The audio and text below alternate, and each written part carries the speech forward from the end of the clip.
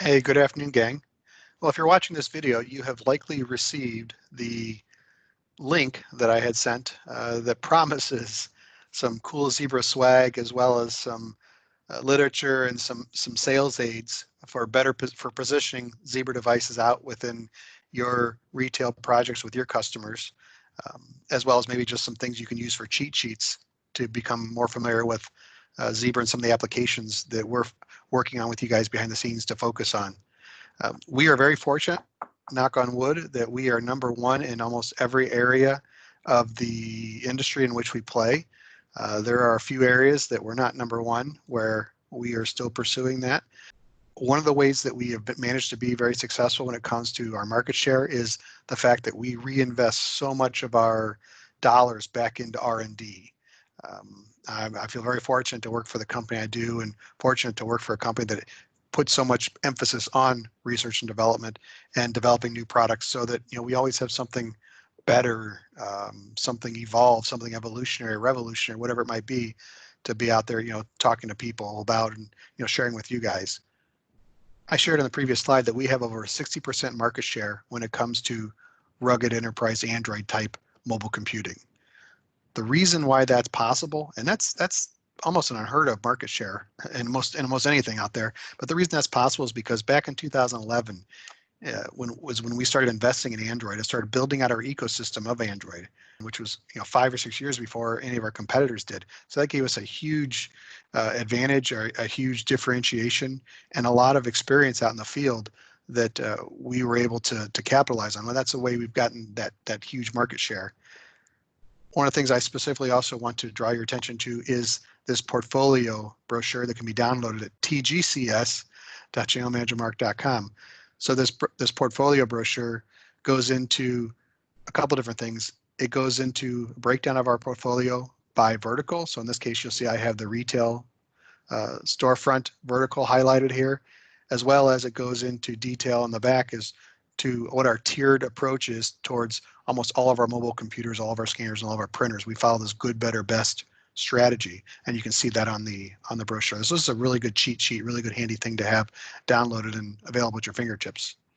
If we get into hybrid / mobile POS offerings, there's some different use cases that come to mind. Line busting, in-store departments.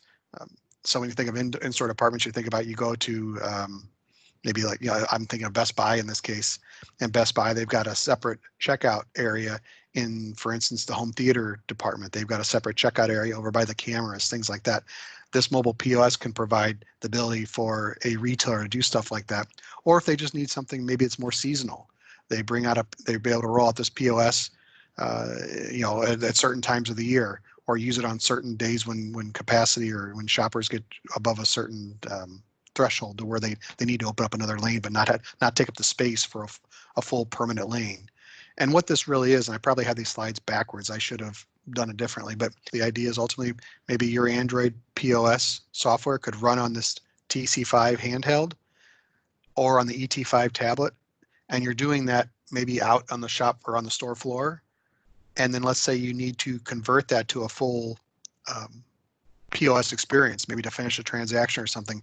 You cradle the device, and up on the screen, the larger monitor, would come the transaction to finish that off. And that could be integrated with Toshiba software, Toshiba printers, as well as our Bioptic scanners, if that's actually something that's needed. So this is a very exciting product. I mentioned the Bioptic scanner a couple of minutes ago, and there's some really strong competitive differentiators that we have when it comes to our Bioptic scanner. It's an area where we're not number one yet. However, it's an area where we're strongly investing significantly, and we're really trying to grow that market share. We are winning deals from our competitors, which is great to see. A couple of the reasons why is the lower TCO, or lowest mean time between failure rate that we have compared to our competition, as well as this optional color camera and computer vision hub, which gets into PROTOS recognition and other loss prevention type capabilities that the scanner has.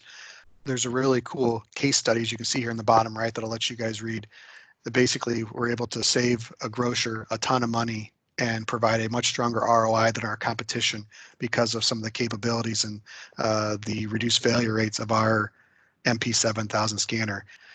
I mentioned the kiosks a few minutes ago. Obviously, price verification, inventory checking, and so forth. But there's some other things with regards to the kiosks. We've talked to a couple of your sellers about fitting room type applications. That's especially in this post-corona type environment. There's some ways where these would work really good in fitting rooms. They are ready for voice and videos, and I'll let you guys read the screen here if you want. But voice and video is ready on these devices, and here's a fitting room type application picture shown right there. I mentioned proactive availability. So we have been working with your teams behind the scenes to provide our APIs for our devices in with your proactive availability offering. So that includes device utilization, device location, battery health, and device health, and so forth. And there's more coming. We've had some discussions with your teams behind the scenes to enhance that as well. So that APIs and device analytics and so forth is an area that we have been investing in very strongly, which just really matched up very nicely into the type of offering that Toshiba was looking to roll out there. So I think I'm going to go out on a limb and saying, this is a differentiator for Zebra, where our competition isn't doing this nearly to the extent that we are. So this is a good way for Toshiba and Zebra to win together. I mentioned the devices that are validated with TCX Amplify, so I show those here on the screen. Same thing here with TCX Elevate, and then one more with regards to the System 7. And I believe you guys normally sell the medium platter for the most part, but these devices are validated with your System 7 self-checkout and point of sale. One thing I specifically wanted to call out is that you guys have access to our partner gateway site, and it's a great site. However, it can be intimidating if you're not familiar with it.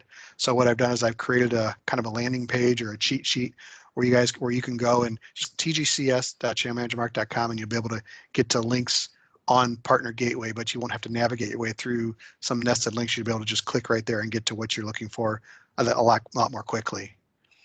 Same thing here. We've actually got a few different videos that allow you guys maybe to get, in just a couple minutes, get an overview of a retail solution. Here's a POS Hub overview. I mentioned the PH10 a couple minutes ago, so that's a good one. And that is it. So hopefully you've enjoyed this, or hopefully maybe you haven't enjoyed it, but at least it's been informative and helpful. As promised, you have the link to take the quick 10-question survey that will ask you some questions based on what this video included. And we will, as promised, send you some cool Zebra swag, as well as some cool or some helpful Zebra enablement or sales aids that will help you out in the field. Thanks so much, gang.